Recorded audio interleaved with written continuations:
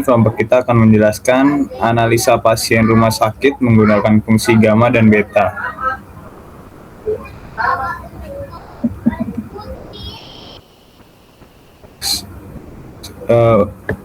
Sebelum lanjut ke materinya, kami akan mengenalkan kelompok kami terlebih dahulu. Yang pertama ada saya, Muhammad Syaknur Nugroho. Selanjutnya ada Nanda Murdani, Parlin Samuel Arwan, dan Raditya Devanto.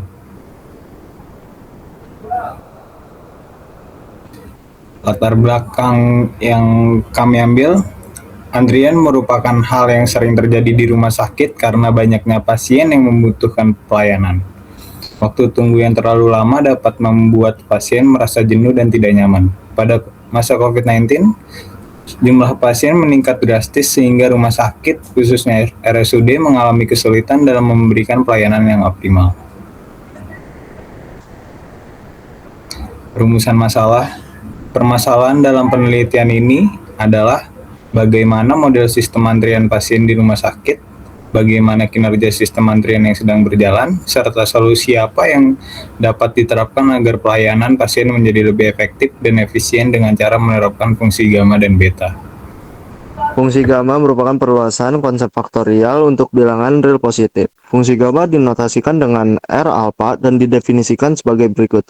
R alpha sama dengan integral dari 0 sampai ta hingga X pangkat alpha min 1 dikali E pangkat min X dx dengan A lebih besar atau alpha lebih besar dari 0. Lalu selanjutnya di sini ada beberapa sifat penting fungsi gamma adalah untuk bilangan bulat positif n, R dalam kurung n sama dengan n min 1 faktorial. Lalu yang kedua ada R alpha plus 1 sama dengan alpha R dalam kurung alpha. Distribusi eksponensial merupakan kasus khusus distribusi gamma ketika parameter bentuk alpha sama dengan 1. Distribusi gamma yang menggunakan fungsi gamma dalam rumusnya adalah distribusi probabilitas kontinu untuk variabel acak positif.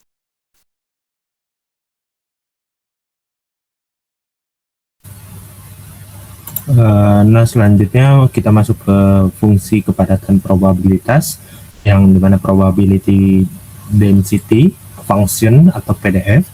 Distribusi gamma diberikan oleh F dalam kurung X titik koma alpha koma beta, yang dimana sama dengan beta pangkat alpha dikali X pangkat alpha min 1 dikali E pangkat min beta X per R dalam kurung alpha, dengan ketentuan X lebih besar daripada 0, alpha lebih besar daripada 0, dan beta lebih besar daripada 0, di mana A itu adalah sebagai parameter bentuk atau shape parameter, yang B adalah parameter laju, yang dimana rate parameter.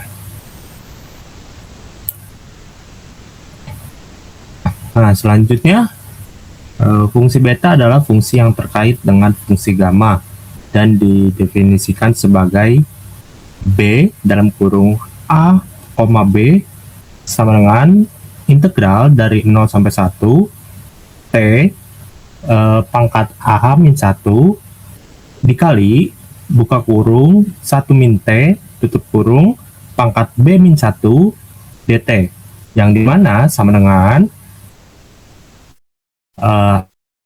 R alpha dikali RB, maksud saya RA dikali RB dibagi dengan R A tambah B, yang dimana A lebih besar daripada 0 dan B lebih besar daripada 0.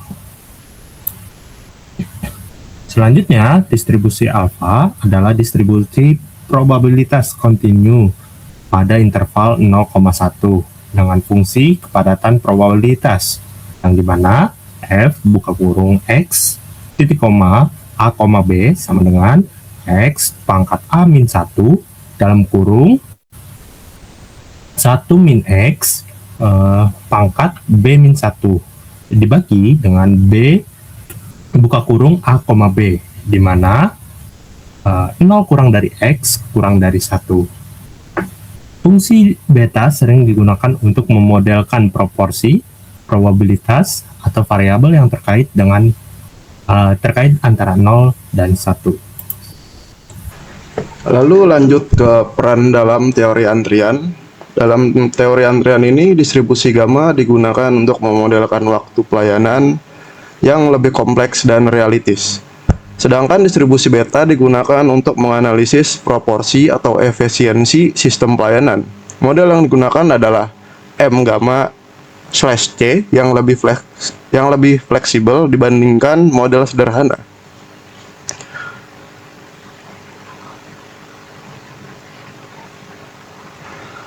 Lalu di sini ada analisis masalah. Berdasarkan analisis, sistem antrian yang ada belum optimal karena tingginya jumlah pasien dibandingkan dengan kapasitas pelayanan. Hal ini berdampak pada keterlambatan pelayanan dan menurunnya kualitas layanan yang diberikan kepada pasien. Beberapa solusi yang dapat dilakukan antara lain menambah jumlah tenaga medis, menerapkan sistem penjadwalan pasien, mengatur jam pelayanan dengan lebih baik, serta melakukan simulasi untuk menentukan skenario terbaik dalam mengurangi antrian.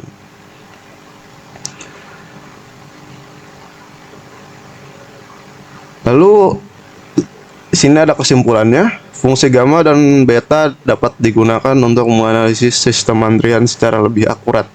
Dengan penerapan metode ini diharapkan rumah sakit dapat meningkatkan efisiensi pelayanan dan mengurangi waktu tunggu pasien secara signifikan.